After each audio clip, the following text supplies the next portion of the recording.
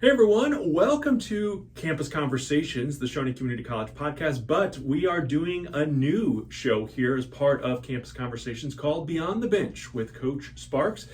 John Sparks is, of course, the athletic director. You met him last time on the Campus Conversations podcast. He's also the men's basketball coach, has been in that position, 22 years now? 23, this is 23rd season, yes. Wow, 23 years here as the men's head basketball coach. We're going to talk about the upcoming season because we are, as we're recording this, just over a month away from official men's basketball returning to Shawnee Community College. How hyped and excited are you and your teammates? Or team members, I should say. We're so excited, man. We have a scrimmage game coming up on the 4th, so that'll be exciting. And then we have some jamboree games coming after that. But man, just that first game on Halloween, man, we're pumped. We're excited. Yeah. Well, and we got a little bit of a sample of what the public can expect from our athletes, our student athletes specifically, not just men's and women's basketball, but our softball and baseball players also at the Saints Golf Challenge earlier this month. A very successful event. All the proceeds go right back to the Shawnee Community College Athletics. 22 teams this year. I think that's a record, is it not? Or that is probably a record. I know we had 22 that actually paid and played.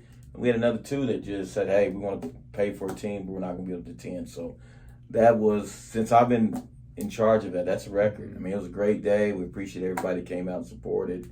And it was really a good time for us and the athletes to get a chance to, socialize with the, different people from different businesses. It was great, really great event. Yeah, it's a great networking event for not just the people who come to play golf, but our young men and women who are on the field, on the court, week in and week out here at Shawnee Community College. And someone that was exemplify that as far as being a booster, being a supporter of Shawnee Community College is the late, great Ed Smith. And I had the pleasure of meeting him before he passed away. And what a champion for not just our area, but obviously Shawnee Community College as well. Our gymnasium is named after him. Talk a little bit about the impact Ed Smith had on you as a coach, but then also these young men and women who probably will never know exactly what kind of man he really was. Man, he first of all, he cared about people. He was a people person. When I got to Shawnee, we were trying to upgrade our locker room, and I kept getting shot down for different reasons. My first they said, well, put a proposal together. So I think that was designed to deter people, but they didn't know who they were dealing with. I just got back from working several camps in the summer, so I was like, you know what? I remember I got pictures of Kentucky's locker room. I don't want that same locker room, and the budget's like probably $50,000. We can't do that, But I was hoping to get something smaller, but it kept getting shot down, and we were out here at an event, and Mr. Smith was here, and I said, how's it going, Coach? Anything I ever do for you? I said, really? We're trying to get this locker room upgraded. And he said, same thing, just send me your proposal. So I sent it to him the next week. He called me back. He said, hey, you need to get that money up around $10,000.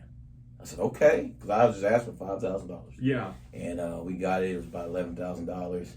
When I sent it back to him, he said, Greg, can you have it done by this date? And I'm going to send you a check. And he did that. Wow. I mean, not many people. And then he had a locker room named after Calvin Johnson, who was one of the best players on his team when he played here at Shawnee College on the very first team. Yeah. He had the locker room named after him.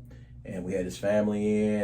And Ed was just, he's a servant leader. You know what I mean? Yeah. He could have had his name on it. Sure. But he chose to put, that's just him, man. So yeah. We miss him, man, and I failed to mention him last podcast.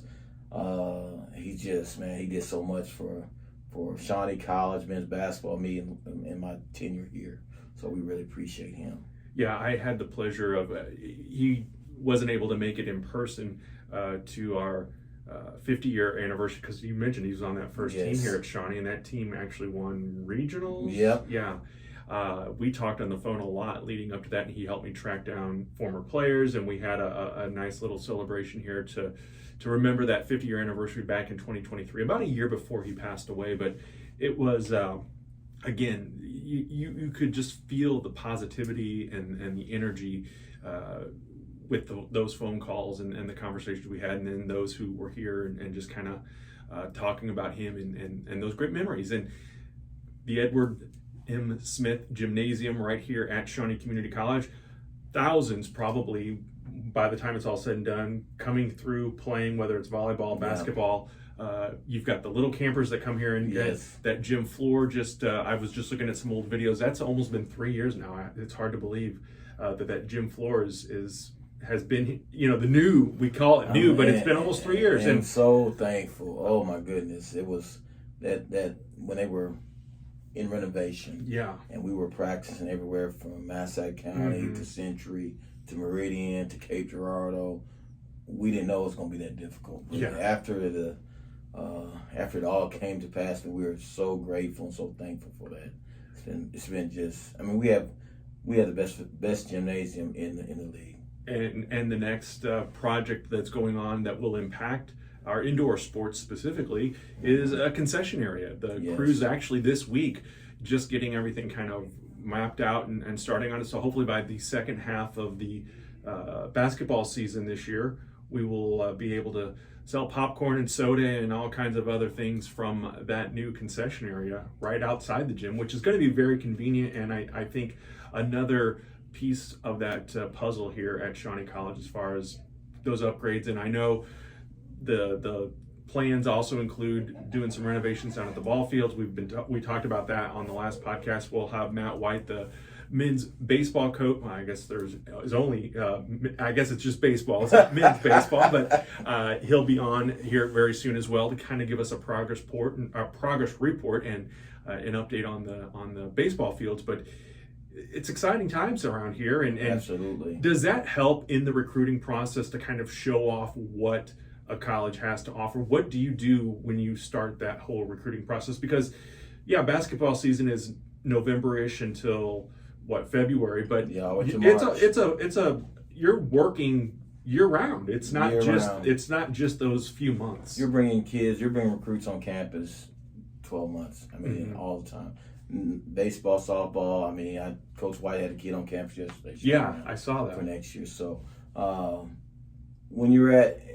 remember when I was visiting schools, you like to see energy. Things are trending upward.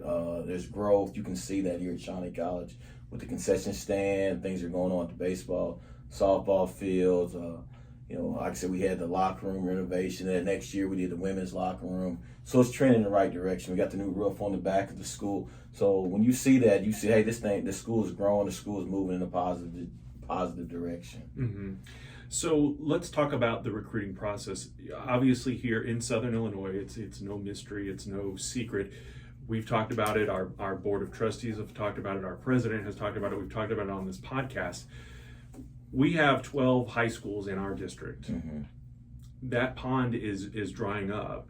Population is dropping about 1% every year. So it's hard to have a local pool of athletes to choose from because there's only X amount of young men who are playing basketball, and then they may have offers to go somewhere else. They may not want to continue their career or whatever the case may be. So you do have to recruit from outside the district. And I know that has been a challenge for you as well. Talk a little bit, though, about how you decide where you're looking, or are they coming to you and then you give them a look?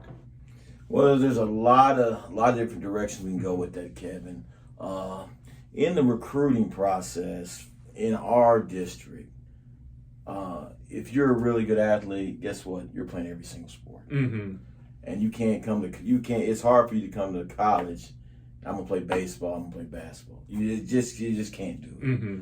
Because they overlap. Now sometimes you'll have a volleyball player, she'll play volleyball, then maybe play softball in the spring. It's still tough, but it's not the overlap.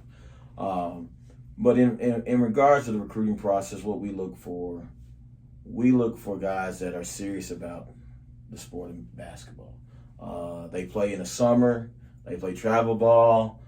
They train. We have camps. If we invite you to camp and you never come to camp, we can probably assume that you don't really want to play basketball at the next level, and that's okay. Sure. This is not for everybody.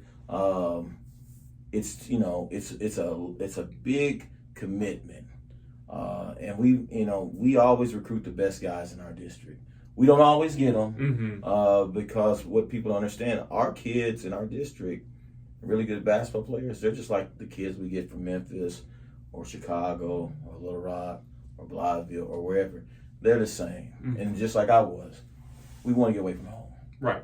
We don't want to necessarily go 10 hours away from home a lot of times, but we want to get away from home. Sure.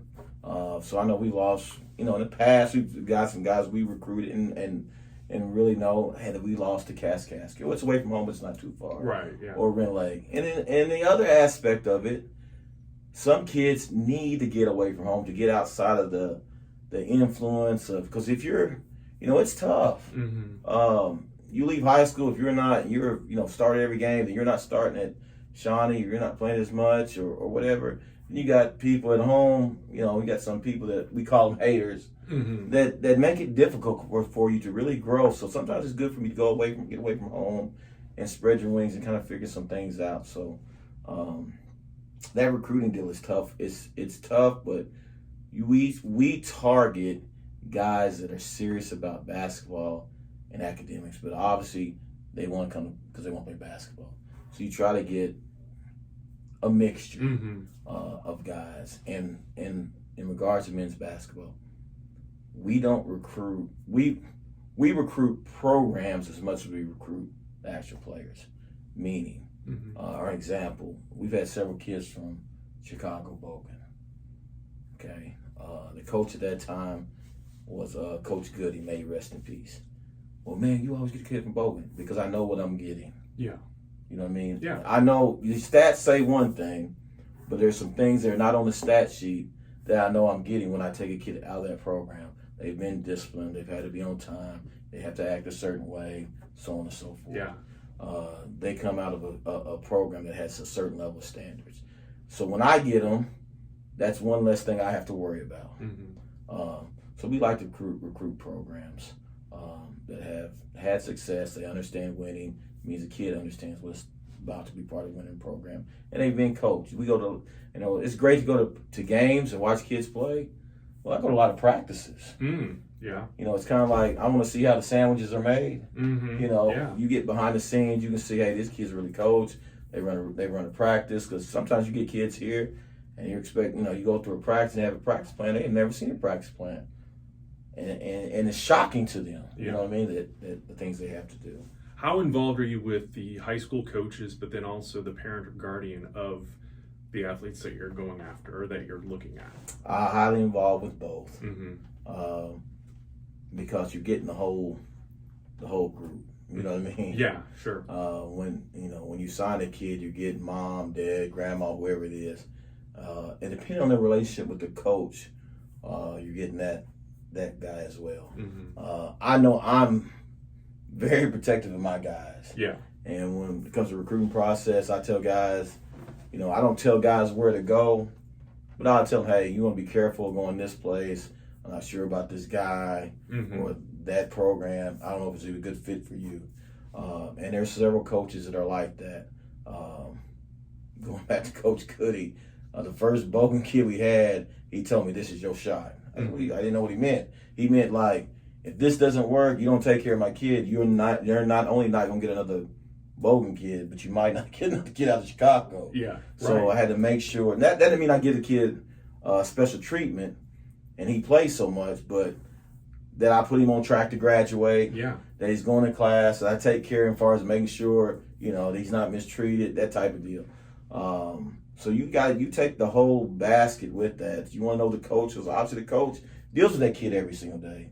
You want to know the parents, because parents are supportive. And they want to make sure their son is going to a place that they're going to be developed, but also the coach is going to care about them as a human being.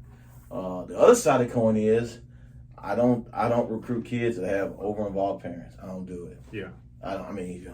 Kids, you recruit a kid and dad's like, well, I need you to get him ready so he can go to the NBA. I had a parent tell me something like that this summer. Oh, and wow. I just did like this with my paper. X next. I'm not dealing with that. Right. Because if it's May and your son doesn't have school yet, and I'm a junior college coach recruiting him, Yeah. NBA is not in your future, son. Right. But your dad's telling you this, and I cannot over-trump your father. Yeah. Your father raised you, got 19 years with him. If your father thinks that, then this is not the place for you. Is it athletes or is it the parents that you find have the expectations that may be beyond your control? In other words, do you have a lot of parents or even players that think NBA is in my future? I don't have a lot of parents like that because I have a few. I've had a few, rather, I should say. But I just don't deal with, because it's not going to work. They're going to be upset because I can't meet those expectations. Right. Yeah. Everybody out here, on social media, different things, if they would have did this, they would have won that easy. Mm-hmm. No, winning is never easy. I mean, it's always. You watched the Buffalo Bills and the Ravens a couple weeks ago? Yeah. That thing was in the bag. I went to bed. Mm-hmm. I woke up and what's the name went for 3 touchdowns in the last 4 minutes. I mean, it's not easy. And Baltimore went out there trying to lose. Yeah. The parents just don't. Some parents have high expectations, but I deal with parents as far as when they're here. Their welfare. And if they have their FERPA release, obviously they're great and stuff. But we're not talking X and O's. Mm-hmm. Your son, he comes to practice. He has the opportunity to compete every day. If he's not playing, he knows why he's not playing. Because I am crystal clear what it takes. And I'm very direct and tell you, if you're not playing, this is why you're not playing. If you want to play, these are things you have to do. And some of it, maybe you're doing everything that you can do to play, but there's a guy in front of you can't beat out. Yeah.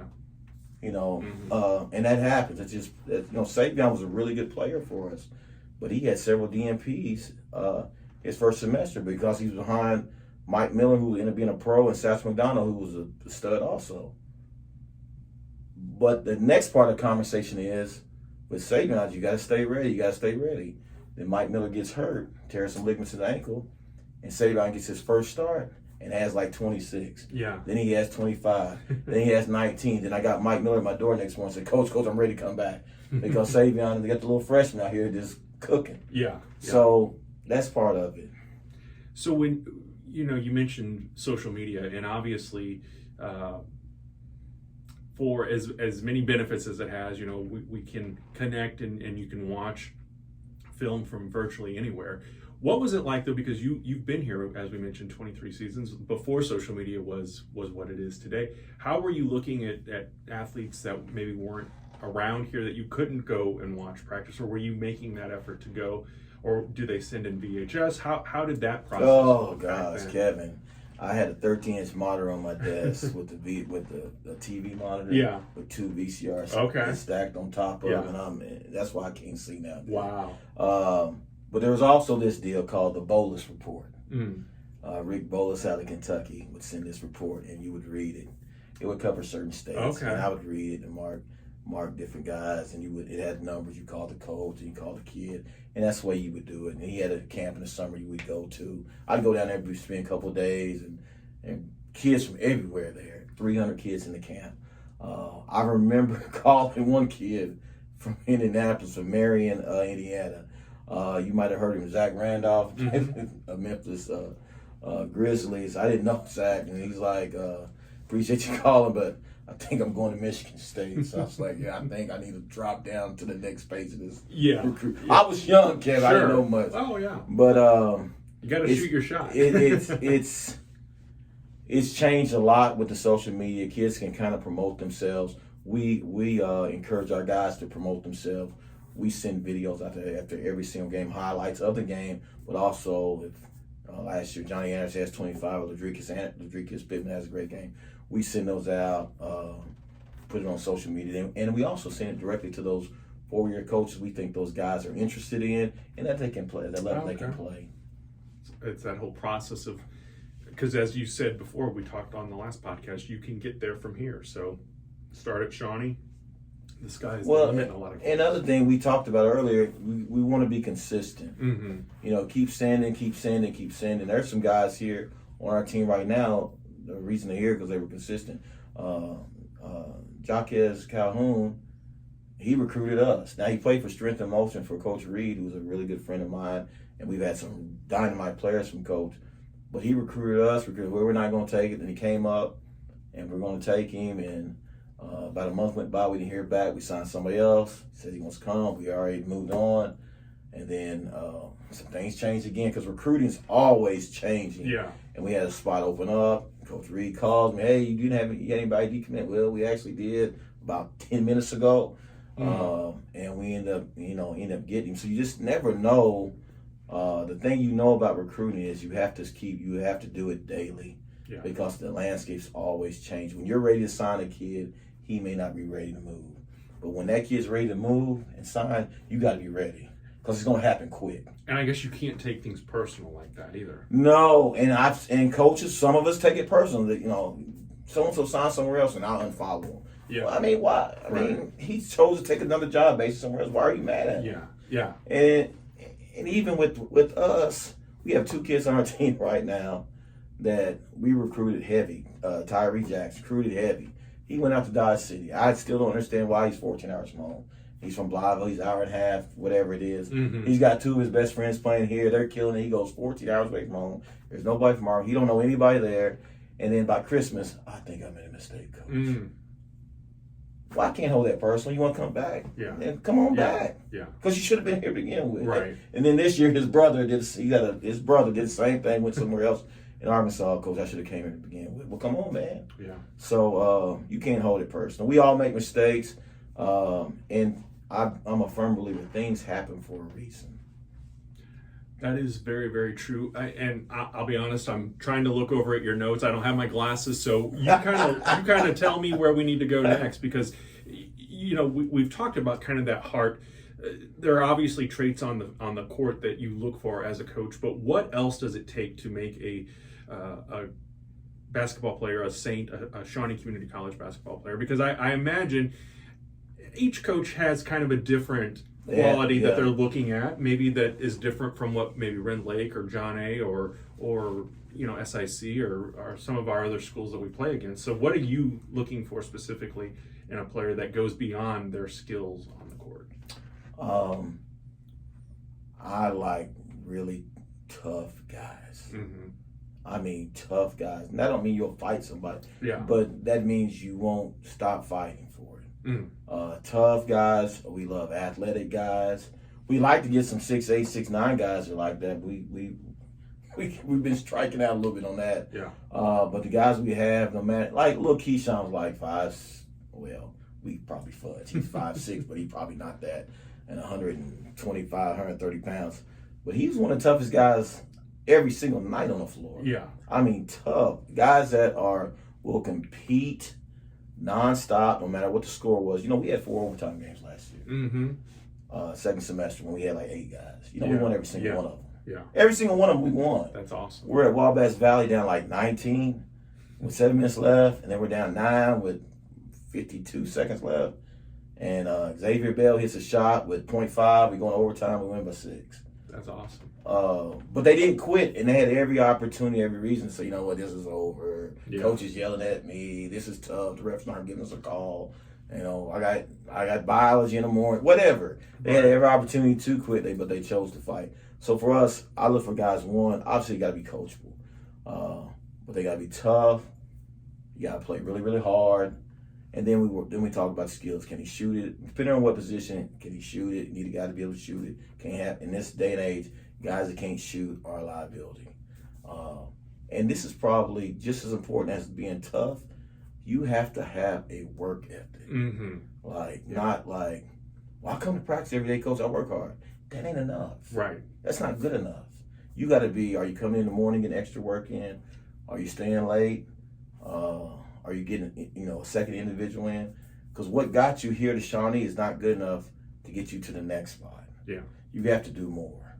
I remember when Leon was in Florida and I'm watching against Tennessee, and he is shooting the lights out. I texted him, I said, man, you look great not shooting the ball. His response was, I've been putting in hours. He didn't say, I've been making 100 shots a day. He said hours. Yeah. Because that goes back to one of the things we talked about here. It takes what it takes. Mm-hmm. It can't be, well, I'm putting up 200 shots a day. Well, if that's not enough, that's not what it takes. It takes what it takes. Yeah.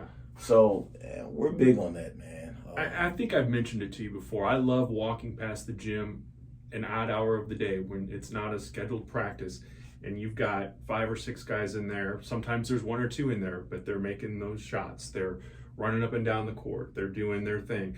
I see it with the women. I see the volleyball. I see them doing that, and that makes me know that they are living up to or trying to live up to an expectation that you have, a standard that you have set to make them not only better athletes, but I think that also carries over into your classwork.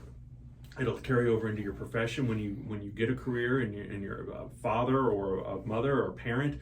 It just makes you an overall better person. I think when you have that work ethic, and you know that, yeah, coach didn't say come and practice at 10 o'clock in the morning, but I don't have class today, so I'm going to go in there and spend my hour before class doing that. So I think that's a testament to a lot of what you and your staff have ingrained in these young men. It's called culture. Mm-hmm. And everybody's like, culture's overused. No, it's not. Everybody has culture. You have good culture, or you have bad culture. Yeah. It's not like, well, it's like, it's kind of like being pregnant. Well, I'm kind of pregnant. No, you're not. You either are or you aren't. You either have good culture or you have bad culture. When we got here, we didn't have good culture. And it took some time. We had kids, hey, you need to do this. We right off the things that you do. Well, this is just JUCO. Well, this is not for you. Yeah. Because that's your mindset. It's not for you. We have a culture where we have high expectations. And if you have a bunch of guys that have that same mindset, and you throw 1 or 2 in there that don't have that, they're very uncomfortable, and they don't last. Yeah. We don't have a lot of turnover because we recruit. When I say, kind of going back to when we say we recruit, we have just looking here. Half the team are guys that I've seen for probably minimum a year. Some guys 2 years. Have talked to them off and on 2 years, year minimum. Saw them in the summer. We text weekly. Been to many practices. I saw Jay White practice probably 7 times and only saw 2 live games. So I know what I'm getting. He knows Coach Sparks. So we don't lose a lot. Yeah. Now, I wasn't always that way. I learned as a young coach, go to an all-star game, guy hits a bunch of shots, guy has a couple of, let's take him, he can dunk, he can shoot 3. Yeah. Then you get the guy here, you figure out he's lazy. And he has a bad attitude. Because everybody we can all look good for a little bit. Oh, sure. Yeah. What'd you say about the clock is right twice a day? A broken clock is right twice a day. Yeah. You catch it right. Hey, man, that clock was right twice. Yeah. And then you forget about the rest of the time. Yeah. So you have to, build that relationship with the kid. That's not saying it will always work. But build that relationship so when you get the kid, he's not shocked by anything. You're not shocked or surprised by anything. We just try to choose the right guys. It's not foolproof, but we're, in the last 10 years, we've been pretty close. Yeah. We've been pretty close. So as we speak about culture, how many of these guys know each other before they get here? This group is interesting because we kind of got our recruiting in a regional setting. So all the Arkansas guys know each other. Okay. They either played against each other, with each other in high school, with each other in AAU, or against each other. And we got 2 sets of brothers on the team. So really? Yeah, TJ. I knew you had the twins. The twins. Okay. Zion and Zayden, and then we got TJ and the Shawnee brothers. Wow. So now they have a built-in synergy, because I think that's one of the toughest things to overlook things when guys go to college, or just when you go to college in general. You got a roommate. I don't know this person. You talk on the phone. So you're not real, it's a little bit of, you're not all 100% comfortable. You're sharing all this space, common space with somebody. Maybe you're sharing a bedroom. Our guys don't, but, I know when my oldest daughter went to SIU, she shared a little dorm room. Yeah. And I'm like, man, Thompson Point hadn't changed in 30 years. But if you don't know that person, that could be very uncomfortable. Sure, absolutely. So with guys that, we got the brothers and guys from the same areas, and, of course the sophomore guys are good because they've been together a year.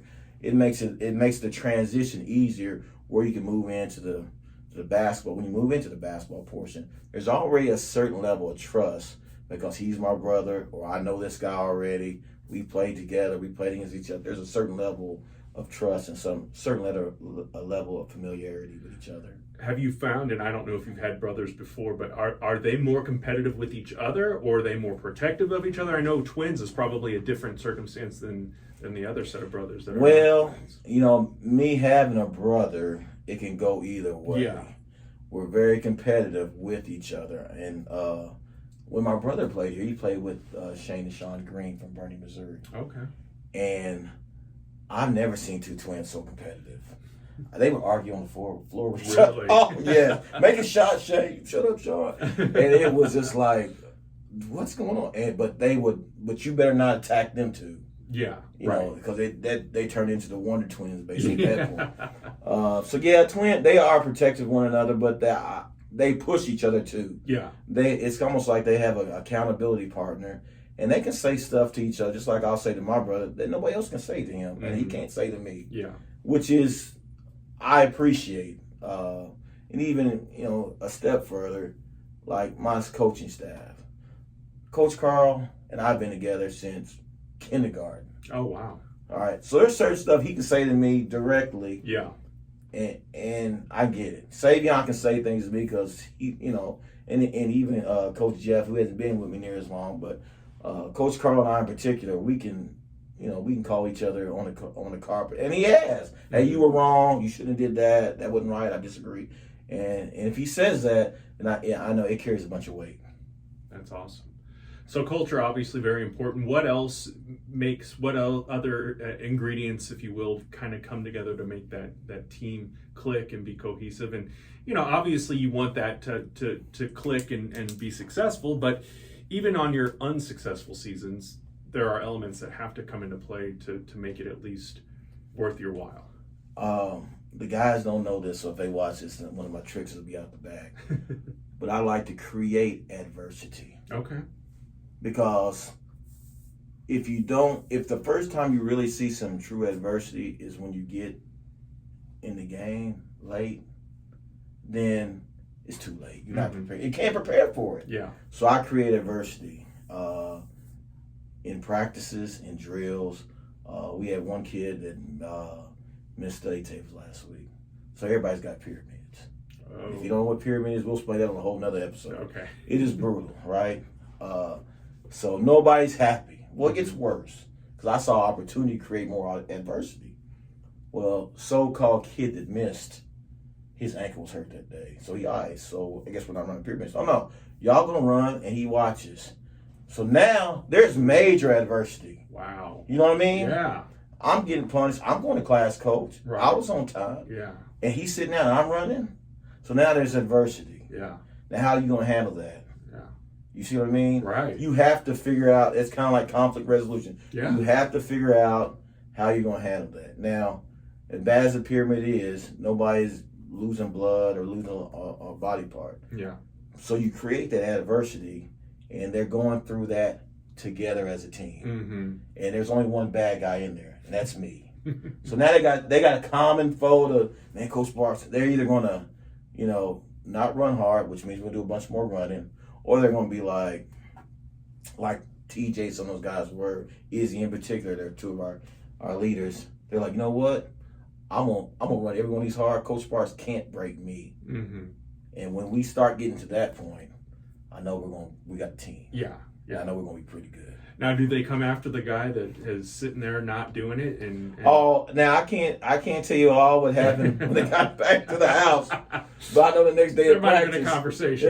There's some choice words, especially from TJ and Izzy. There's some choice words. Those dudes are they're pretty direct. Also, I'm guilty of this. One of my former assistant coaches, Coach Greg, always said we need more shooting, and we've always needed more shooting. But I always like to get the dudes that are kind of like me, that are tough, dudes with chip on their shoulder. Maybe they got overlooked because they played at the wrong high school, or they're an inch too short, or like Big Bam that from Bowling Green was 305 and got cut his junior year. Oh, wow. Played JV his junior year, then we got him at 305. We got him down to 275, and he played 3 years Division I basketball in Miami, Ohio. And all the coaches went to saw him and said, well, he's the fat kid. Oh, wow. And I told him, I said, remember, Bam, you the fat kid. Yeah. And he didn't. I said, you don't like that? No, I don't like that, coach. I said, that's why you're going to run 3 days a week, a mile uphill on the treadmill before practice. He didn't like that either. Yeah. Until week 3, Mm-hmm. and his pants are a little loose. Oh, wow. Nice. Right? And now he's walking around campus tucking everything in. And then the next week or two, I see him in there just with his little undershirt on working out. He usually wears the big shirt to cover everything. But now he's kind of proud of how he looks. Yeah. He's got his confidence, right? Yeah. And they see, it's a process. They don't always understand what Coach Sparks is talking about because they don't need to understand. Because I need them to, as I had one of the coaches last week at the GRAC tour at Johnny Logan, ball went out of bounds. My guy's still going for it, about knocked the coach down. I said, Coach, man, that thing's out of bounds. I told him, my exact words to him, these dogs here are trained on a whistle. When they hear toot, toot, they stop. Mm-hmm. I said, if that ball rolls out there on Route 13, they're going to be chasing it. Yeah, yeah. And that's the type of guys we want, the guys that are tough. We're gonna not run from adversity. We won't run to it. Mm-hmm. I always tell them, we're down low at Wabash. I said, look, hey, man, this is an opportunity to do something great. But, you win this game, you know how they're going to be talking about us forever. Yeah. It's kind of like I said in the last, like 300. Hey, man, don't run from it. Run to it. This is an opportunity to be great. Take advantage of it. TJ and Izzy, you mentioned specifically as kind of team leaders. Are you assigning that role? Are these guys coming into it naturally and you kind of see that and nurture it and encourage it? How do you develop the leadership of your players? I don't assign it. I see it and I nurture it. Mm-hmm. And I let, I put guys in different roles to see if they will lead. Mm-hmm. And then I let the team kind of select. We have a little deal we do where they vote for different things. Okay. Best communicator, Mm-hmm. toughest competitor, best teammate. And they got, we have first choice, second choice. Everybody, you can't vote for yourself. Yeah. And we look up. We did last week. We look up. And guess whose name's all over? It's like 10 things. Who's all over the list? Izzy, TJ. They don't win everyone, but they're all over the list. Yeah. Those are your leaders. Yeah. Because the guys on the team just said that. Because they didn't vote for you. TJ, yeah. Although TJ did vote for himself, I saw his paper, hey, man, can't vote for yourself. And had to make him do his. But this is what the team is saying. Mm-hmm. So I'm taking the pulse of the team. Yeah. Now, with that being said, once that's established, now we go back to the things we talked about before. There's expectations. Yeah. Hey, the guys say you guys are the two. Yeah. Now, your expectations, you can't miss class. You can't be late because you're leading. Right. And every team, just like culture, has leadership. It's good or it's bad. It's not like, we don't have. No, you got it. Yeah. It's one or the other. Yeah. So, we nurture that. We put them in position. Like, if I'm going to be late, like today, I was going to be late for practice. I know when I walk in there 5 minutes after, it's going to be running like I'm there because I got TJ and Izzy in there, and they'll be running. And nobody really, when they say this is what we're doing, nobody's going to really buck up against that because they're the leaders. Yeah. And they're not wishy-washy guys. They're not, and real quick on Izzy, I told you about TJ, went somewhere else and came back. Mm-hmm. Izzy was a guy we just had a housing spot left for 3 years ago. And I didn't know Izzy, but I knew his high school coach and prep school coach. Well, he came in here. Mm-hmm. No scholarship from Atlanta. That's a big commitment. 6 yeah. hours. Yeah. I don't know how much you're going to play. I don't know. I didn't know him very well. He's okay. He's not a good shooter. But I think he seems to be a worker, and he's talking about 2 programs I trust. Well, 2 weeks, and I tell you might get a scholarship this year. It might not be the next year. 3 weeks in, somebody leaves because it's too hard. This is too much. I don't want to be here. Okay, that's fine. It's not for everybody. Mm-hmm. It's like, Baskin Robbins, and some people like vanilla, some people like chocolate. It's not for everybody. Okay. Yeah. So he gets on scholarship. He started 10 games as a freshman. Oh, wow. And was key point in a lot of games. And last year, he was a starter as a sophomore until he tore his meniscus. Now he's got to fight adversity. So all the stuff we talk about adversity, he's got to fight through. You gonna give up Izzy? What you gonna do? We come back. He looks better than ever. Yeah. So it's when you in recruiting in this coaching deal, and anything that in nursing, whatever. If you find somebody that has a passion for something, and all these guys got a passion for it, and you pour into them daily, mm-hmm. and you're honest and you're sincere, you will be shocked what will happen. But a lot of times we sell kids short. Well, he can't do it. Well, that's Mike Thomas. That reflects on your coaching. Mm-hmm. Maybe you're not communicating well. Right. You're not a good enough coach. Yeah. Because these dudes, if you'll pour into them, and they really want it, hey man, I'll take Izzy Weldon against anybody we play right now. Yeah. Because I know what I'm gonna get he's an everyday guy. He's a lunch pail guy. I know what I'm getting every single day. It's not like, well, I don't know if he's gonna be ready to practice today. I don't know if he's gonna be locked in. I don't know if he did the scout report. Oh, I know that. He knows his assignment. He knows the other guy's assignment.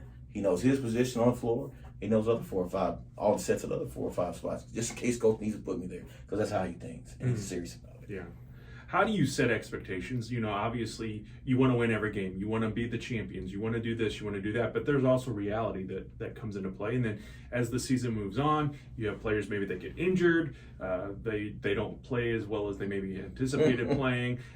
So what do you as a coach, and how do you set that mood then and that tone for everyone on the team? Because I hear some of these young men and women speak, and you know, when the coaches maybe aren't around, and you know they're very brazen and you know big talkers. I would call them an S talker if this wasn't a podcast that's for the masses. But you know, and obviously you want that confidence and whatnot. But how do you realistically set an expectation and then measure if you've accomplished it or not? And then I assume you maybe do adjust for injuries or other incidents that happen throughout a season. Well, there's 2 sides to that. One is this: everyone that's done something great and out of the box have had unrealistic expectations. Mm-hmm. Like, when I got here, we're going to do this and that, and we're going to compete for national championship. Man, Sparks, you're crazy. They didn't win a game. You have to have unrealistic expectations. But that's not enough. You have to have an unrealistic work ethic to go with that, kind of like we talked about earlier. And then you pour into them that. You know, we had a team one year that I told them that we're good enough to win it all. And they didn't really believe it. You could feel it. And a team that ended up winning it, we had just beat by 20. Man, coach, you see that? I said, I told you all. Yeah. We got enough in this locker room to do it. You just got to believe. Now we're going to have to fight. I said, we're not going to win by 20.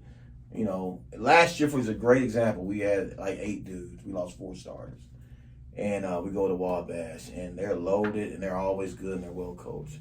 He's like, what are we going to do, coach? I said, we're just going to hang around to the end, and we're going to steal it in the end. Like, what do you mean? I said, we're not good enough to blow these dudes out. Nobody's blowing anybody out in the league like that. So just hang around, and get late. If we get in a short game, our first 5 are as good as anybody's first 5. Mm-hmm. Just keep it close, and we kept it close. Not close as I like it to be. and we won that one. I can't remember the other 3. Won 3 more just like that because we just hung around.